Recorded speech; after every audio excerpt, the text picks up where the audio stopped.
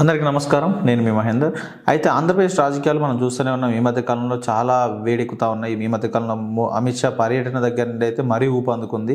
లోకేష్‌ని deputy CM చేయాలని ఒక పత్రికలు వాళ్ళకైతే యెల్లో మీడియా అని పేరుగాంచి జగన్మోహన్ రెడ్డి ఎప్పుడైతే అన్నాడో ఆ యెల్లో మీడియాలో ప్రత్యేకంగా కొన్ని కథనాలు అయితే వస్తూ ఉన్నాయి. తర్వాత గ్రౌండ్ లెవెల్లో కూడా కార్యకర్తలలో అంటే లోకేష్ అభిమానులు కావచ్చు, ఇటు సైడు చంద్రబాబు నాయుడు సీనియర్ నేతలు కూడా కావచ్చు, లోకేష్కి టైం అయిపోతుంది, మీకు 80 సంవత్సరాలు వస్తున్నాయి, ఇప్పుడు లోకేష్ని ఖచ్చితంగా రంగంలో దించితేనే పనులు అవుతాయి అనుకున్నాం. ఈ మధ్య కాలంలో మనం కొన్ని రోజులు మొన్న మోడీ వచ్చినప్పుడు కూడా కొన్ని విషయాలలో లోకేష్కి పవన్ కళ్యాణ్కి పడలేదని, లోకేష్ చెప్పినప్పుడు పవన్ కళ్యాణ్ వినలేదని, లేకుంటే పవన్ కళ్యాణ్ మాట లోకేష్ వినలేదని వాళ్ళిద్దరికీ తీవ్ర స్థాయిలో విమర్శలు ఉన్నాయని కూడా చాలా వరకు కొన్ని సోషల్ మీడియాల ద్వారా వివిధ మాధ్యమాల ద్వారా మనం తెలుసుకున్నాం. అయితే ప్రస్తుతం అమిత్ షా రాకతో ఇప్పుడు పవన్ కళ్యాణ్ చంద్రబాబు నాయుడు భేటీలు ప్రకారం అయితే ఖచ్చితంగా చంద్రబాబు నాయుడిని సెంట్రల్కి ఏమైనా పంపించి, లేకుంటే పవన్ కళ్యాణ్ని సీఎం చేసి, లేదా డిప్యూటీ సీఎంగా లోకేష్ పెట్టాలన్నా, లేదంటే డిప్యూటీ సీఎం ఒకడే పవన్ కళ్యాణ్ కాబట్టి ఇప్పుడు డిప్యూటీ సీఎంకి హోదా లేకుండా పవన్ కళ్యాణే డిప్యూటీ సీఎంకి హోదా తెచ్చిరని వీళ్ళు సొంత భజనకి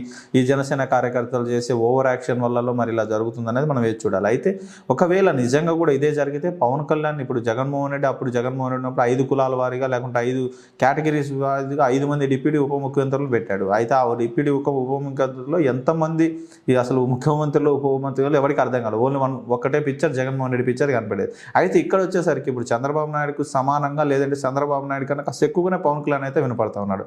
ఈ రెండు చూసుకున్నట్లయితే ఏ విధంగా ముందుకు తీసుకెళ్తారో అర్థం కాని పరిస్థితి ఆంధ్రప్రదేశ్కి అయితే అయోమయ పరిస్థితులు ఉన్నారు. ఒకవేళ నిజంగా లోకేష్ని డిప్యూటీ సీఎం చేయవచ్చు అంటే ఎందుకు చేయకూడదంటే 100% చేయొచ్చు. వాళ్ళ చేతిలో అధికారం ఉంది, వాళ్ళకి కావాల్సిన సీట్లు ఉన్నాయి, అన్నీ ఉన్నాయి.